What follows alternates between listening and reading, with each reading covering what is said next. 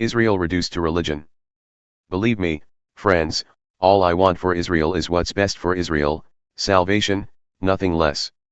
I want it with all my heart and pray to God for it all the time. I readily admit that the Jews are impressively energetic regarding God, but they are doing everything exactly backward. They don't seem to realize that this comprehensive setting things right that is salvation is God's business, and a most flourishing business it is.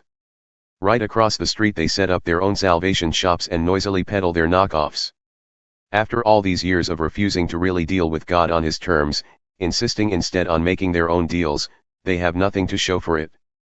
The earlier revelation was intended simply to get us ready for the Messiah, who then puts everything right for those who trust him to do it.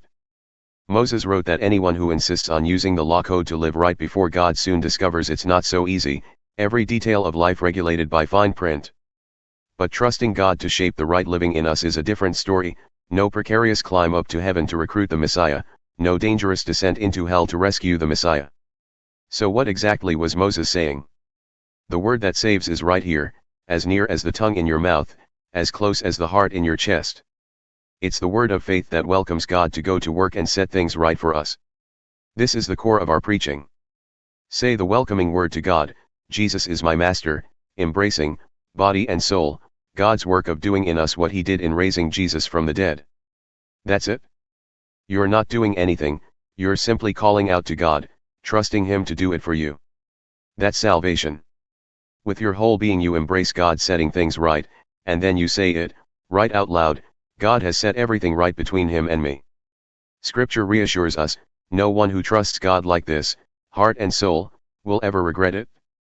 It's exactly the same no matter what a person's religious background may be, the same God for all of us, acting the same incredibly generous way to everyone who calls out for help. Everyone who calls, help, God, gets help. But how can people call for help if they don't know who to trust? And how can they know who to trust if they haven't heard of the one who can be trusted? And how can they hear if nobody tells them? And how is anyone going to tell them, unless someone is sent to do it? That's why Scripture exclaims, a sight to take your breath away. Grand processions of people telling all the good things of God. But not everybody is ready for this, ready to see and hear and act. Isaiah asked what we all ask at one time or another, does anyone care, God? Is anyone listening and believing a word of it? The point is, before you trust, you have to listen. But unless Christ's word is preached, there's nothing to listen to. But haven't there been plenty of opportunities for Israel to listen and understand what's going on? Plenty, I'd say. Preachers' voices have gone round the world, their message to earth's seven seas. So the big question is, why didn't Israel understand that she had no corner on this message? Moses had it right when he predicted, when you see God reach out to those you consider your inferiors, outsiders, you'll become insanely jealous. When you see God reach out to people you think are religiously stupid, you'll throw temper tantrums. Isaiah dared to speak out these words of God, people found and welcomed me who never so much as looked for me.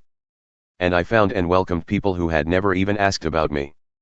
Then he capped it with a damning indictment, day after day after day, I beckoned Israel with open arms, and got nothing for my trouble but cold shoulders and icy stares.